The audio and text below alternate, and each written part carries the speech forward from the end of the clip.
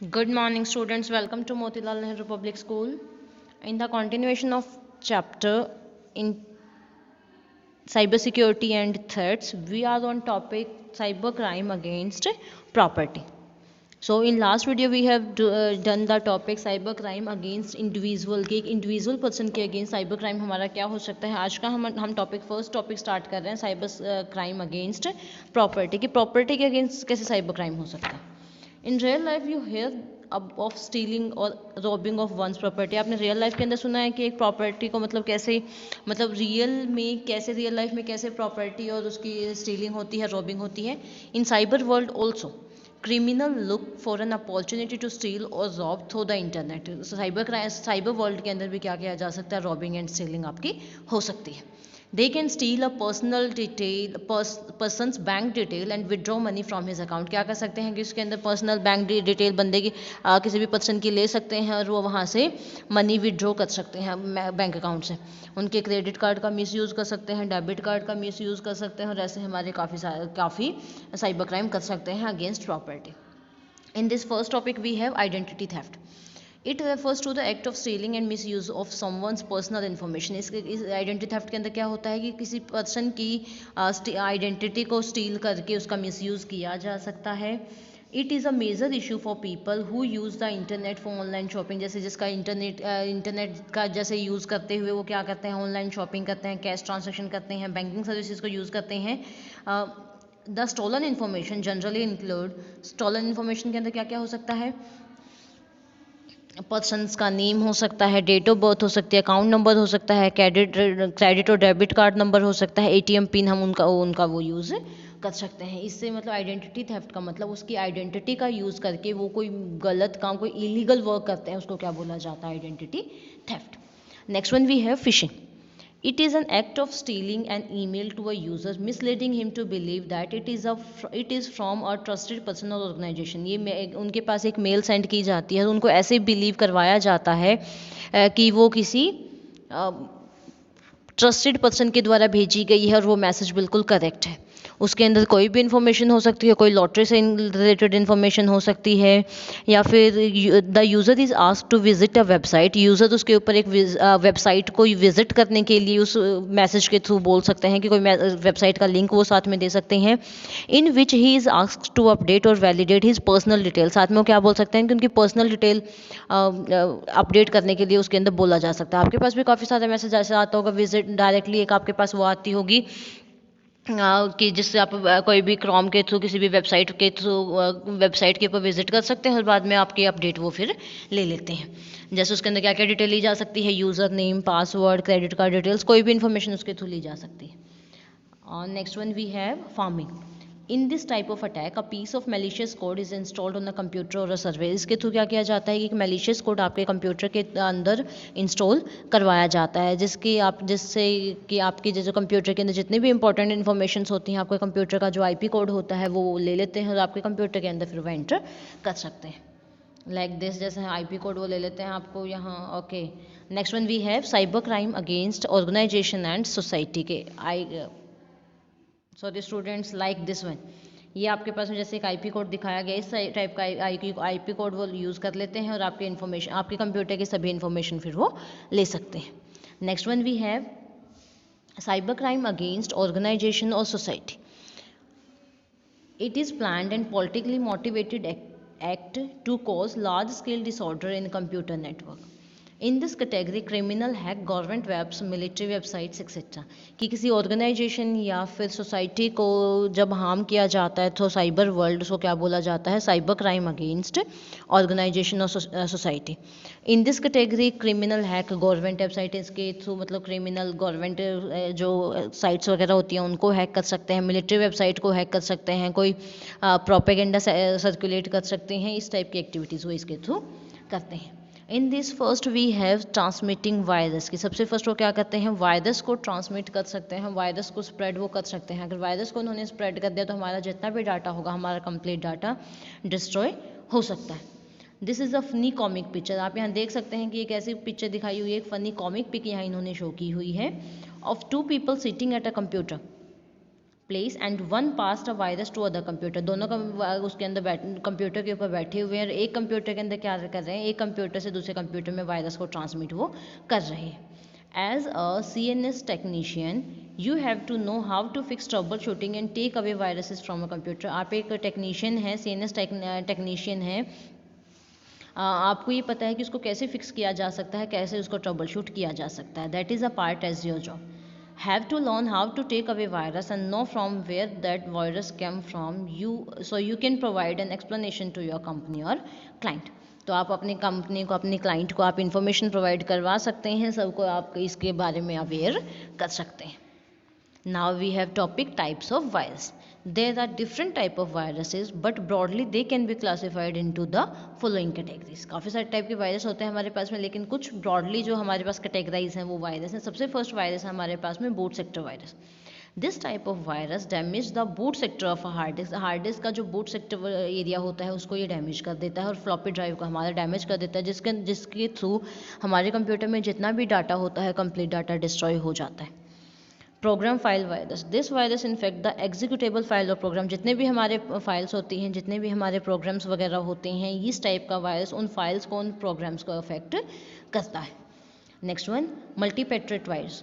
ये मल्टीपेट्रेट जो वायरस होता है हमारे, ये दोनों को मिला के हमारा वायरस होता है। Boot sector virus and program file virus के कॉम्बिनेशन के साथ में ये स्प्रेड होता है। इन दोनों चीज़ों को ये हार्मफुल इफेक्ट प्रोवाइड करता है।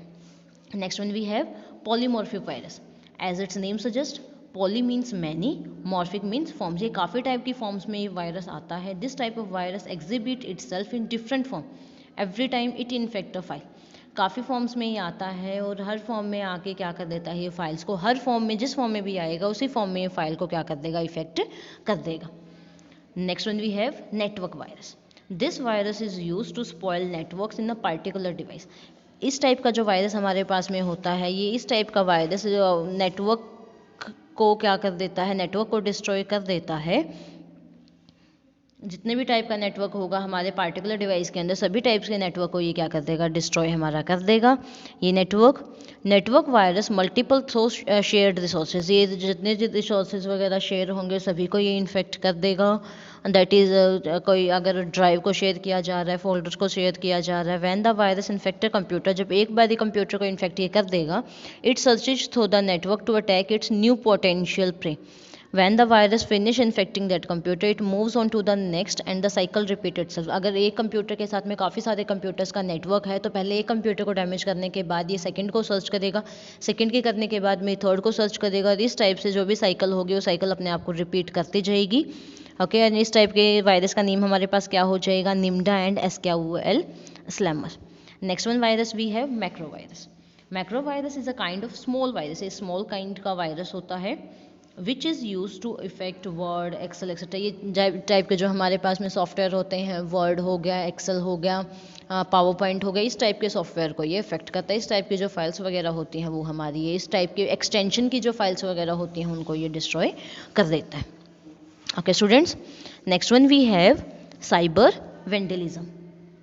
Cyber vandalism means it is the creation of malicious program. ये एक मेलिशियस टाइप का प्रोग्राम होता है। ये malicious program as a create किया गया है to perform harmful task. Harmful task को परफॉर्म करने के लिए इसको क्रिएट किया गया है।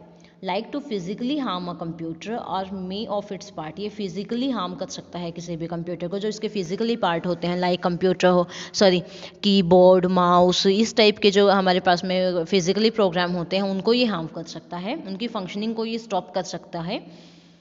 Putting a malware on a computer that erases the hard drive data और स्टिल सेंसिटिव इन्फॉर्मेशन। इसके साथ साथ ये हार्ड ड्राइव का डाटा आपका कंप्लीट डिस्ट्रॉय कर सकता है, उसको इरेज कर सकता है, और साथ के साथ में ये जो सेंसिटिव इन्फॉर्मेशन होती है, जो इंपॉर्टेंट इन्फॉर्मेशन हमारी उसके अंदर होती है, उसको भी हार्म कर सकता है। Next one we have this type, you can say cyber vandalism. आपका इसको कैसे size, privacy, password, safety, code, secrecy, data, information protection, सबको ये क्या कर सकता है, हार्म हमारा कर सकता है। Next one we have hacking. Hacking you all know about properly कि इलीगल वे से अगर कोई हमारे कंप्यूटर के अंदर एंट्री करता है उसको क्या बोला जाता है, हैकिंग बोला जाता है। Hacking refers to an illegal entry into a computer system or network. Hackers write और use readymade computer program to attack the target program. Hackers किस चीज़ का यूज़ करते हैं? रेडीमेड जो प्रोग्राम होते हैं उनका यूज़ करते हैं कंप्यूटर को टारगेट करने के लिए। Next one we have cyber squatting.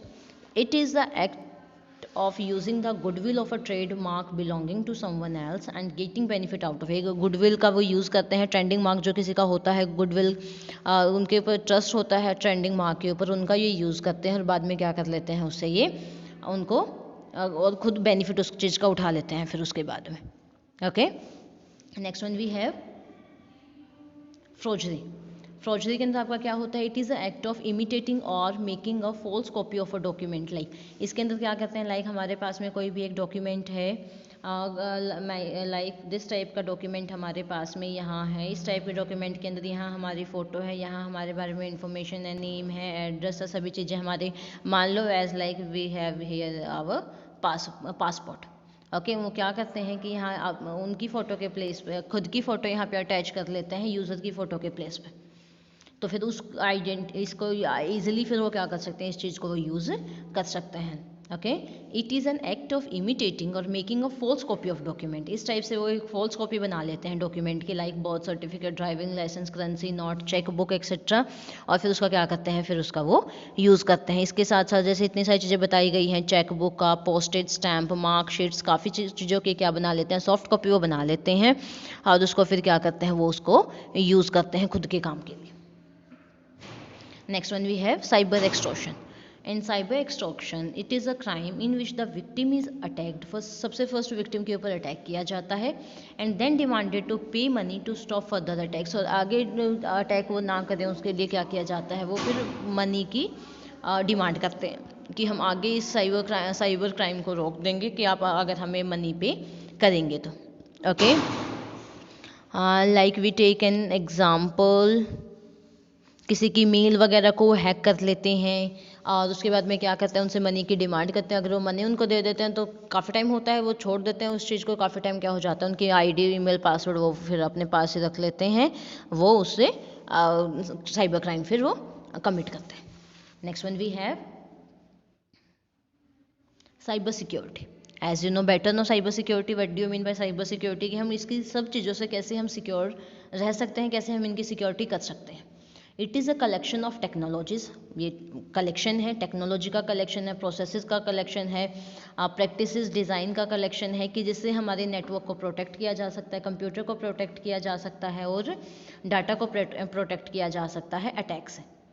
इसके अंदर हमारे 3 फॉर्म्स आती हैं, एंटीवायरस, फायरवॉल्स और एनक्रिप्शन सॉफ्टवेयर। एंटीवायरस के बारे में सबको पता है, अगर हम कंप्यूटर के अंदर एंटीवायरस क्या होता है, एक कंप्यूटर प्रोग्राम होता है जिसको इस तरह से डिज़ाइन किया जाता है कि जो हमारी आइडेंटिटी को that is design to identify, कि अगर आपके कंप्यूटर में वायरस वगैरह आ रहा है, कंप्यूटर के अंदर वायरस एंटर कर रहा है, तो उसको आइडेंटिफाई कर सकता है, उसको प्रिवेंट कर सकता है, रोक सकता है, उसको रिमूव कर सकता है हमारे कंप्यूटर से। Okay, in antivirus we can do one more, like ये फाइल्स को स्कैन कर सकता है, आइडेंटिफाई हम कर सकता है, हम ऑलरेडी कर चुके हैं। जो इनकमिंग मेल्स हमारे पास आ रही है उनको ये स्कैन कर सकता है कि उसके अंदर कोई अटैच फाइल तो नहीं है। हमारे पास में इतने अच्छे अच्छे एंटीवायरस आते हैं जो ईजिली स्कैन कर सकते हैं आपके किसी भी एंटीवायरस को। ओके, एंटीवायरस इसकी फीचर्स क्या क्या हो जाएंगी, full system scan, full system को ये स्कैन कर सकता है। कस्टम स्कैन, जिस फाइल्स को आप चाहते हैं कि जस्ट ये फाइल स्कैन हो, उन फाइल को भी स्कैन कर सकता है। Virus definition, antivirus software depend on the virus definition. जो एंटीवायरस सॉफ्टवेयर होता है वो वायरस की डेफिनेशन पे ही डिपेंड करता है टू आइडेंटिफाई मालवेयर, कि किस टाइप के मालवेयर को कौन सा एंटीवायरस उसको आइडेंटिफाई करेगा। Okay, this is the reason you get regular updates on the new virus definitions. इस वजह से आपके जो वायरस की डेफिनेशन न्यू रिपीट होती रहती है, न्यू अपडेट होती रहती है कि उनके अंदर क्या क्या चीज़ों की अपडेट हुई है, किस किस टाइप के वायरस को वो अपडेट कर सकते हैं, किस किस टाइप के वायरस को आइडेंटिफाई कर सकते हैं।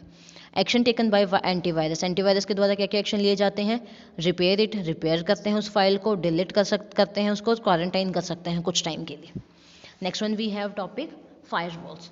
Firewall is a security system. Firewall क्या होता है, एक सिक्योरिटी सिस्टम होता है that protect your computer by preventing unauthorised user from gaining access to through network और इंटरनेट। आप यहाँ देख सकते हैं ये एक्ट कर रही है एज अ फायरवॉल का। ओके, ये एक्ट कर रहे हैं एज ए फायरवॉल का, ये एक्ट कर रहे हैं यहाँ कि जो भी हमारे कंप्यूटर के अंदर जो है ये हमारा कंप्यूटर सिस्टम, इस कंप्यूटर सिस्टम के अंदर जो भी चीज़ें हमारे इंटरनेट के थ्रू या कैसे भी हमारे फाइल को हार्म करने के लिए कोई भी एक्स्ट्रा फाइल आती है तो उसको क्या करते हैं, उसको यहीं पर वो रोक देते हैं, आगे सिस्टम तक वो नहीं जाने देते हैं।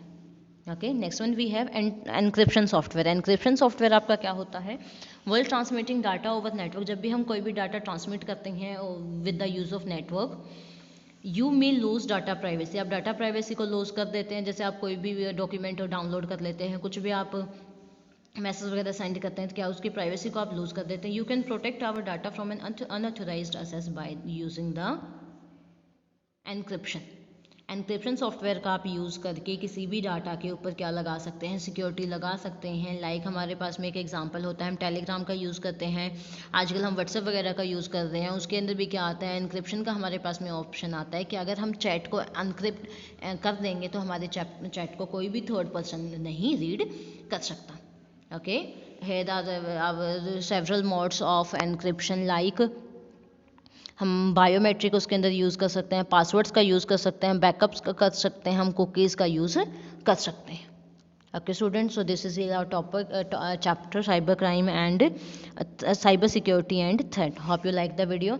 Is there any type of doubt, you can add your doubt in the comment section and try out it exercise. And thank you student for watching.